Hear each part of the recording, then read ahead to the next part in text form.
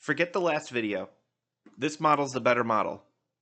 All right, that about does it. Make sure to like, comment, subscribe, and all right. I guess you guys deserve more of an explanation than that. So yeah, you're not seeing double. These are actually different models of the Yeti vacuum. Yes, the Yeti vacuum that I just reviewed. And after I posted the review and I showed it to the company like they asked, I showed it to them after, by the way. They didn't have any say in the review. They were like, do you want to review the model that has mopping functionality? And I was like, okay. And so here we are. Here's the one with the mopping feature. You can tell because this one just has the blank empty plate on the back there. And this one's see-through. Whoa, what is this? Okay, let's look at it more closely. So I'm not going to go too in-depth on the vacuum itself. If you want that, you can go check out the first video again where I reviewed this guy right here. But this is what makes the model on the left so different. So it will vacuum just like the one we already looked at. So it will do your vacuuming on hard surfaces and carpets too. But the mopping functionality is, well, obviously meant for the hardwood floors and laminate and what have you. So if you don't want to pick up a Swiffer and, do it yourself like some sort of Neanderthal, you get a robot to do it for you, apparently. So you put water in the clear part right here. Where is the opening? Oh, here it is, right here. Boop. They suggest you use distilled water, and that's probably a good idea considering the water I have here. The thing would probably be dead in a month. So yeah, you fill that up with water. You put that in the bottom right there. As you can hear her just say, the mopping plate has been installed.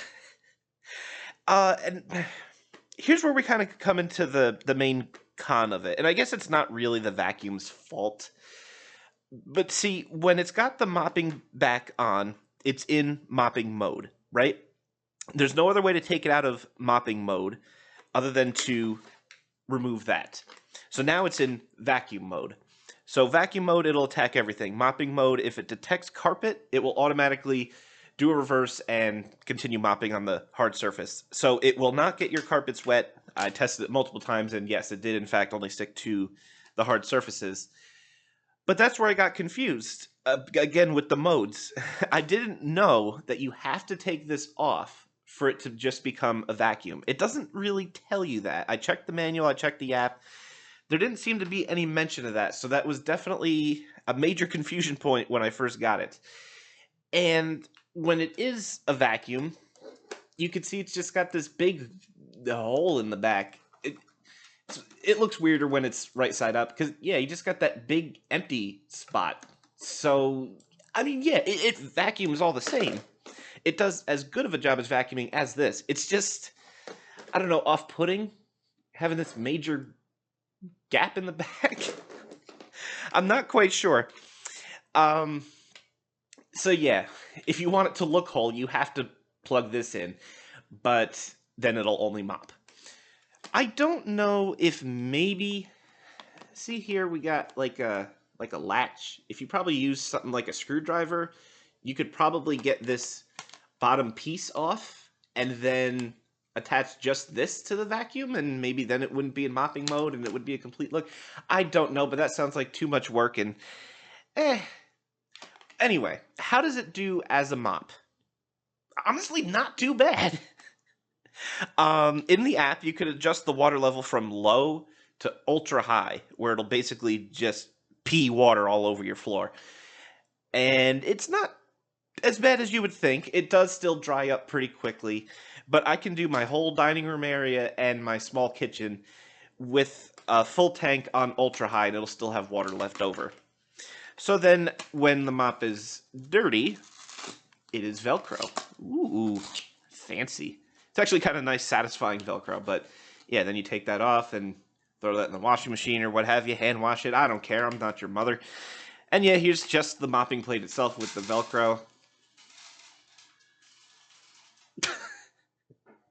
The cat just got fed, and I'm leaving that in the video. I don't even care. So yeah, that is the mopping attachment in its entirety. So it does a good job. Like I said, it does just as good a job vacuuming as this guy. And the price difference is almost nothing. I mean, really, depending on when you look at them for sales and stuff like that, the base model can be around like 250, maybe 300, depending on where you look. But I've seen this one for as low as 280.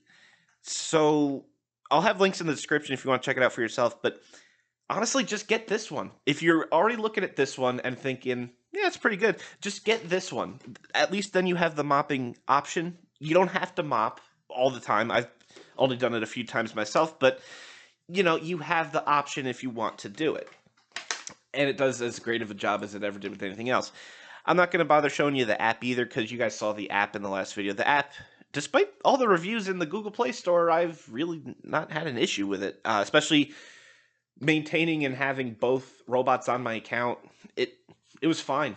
I could tell it to vacuum a very specific part of the place, and it'll go right to it, vacuum it up, or mop it, depending on what mode it's in, and head right back to his base. No problem.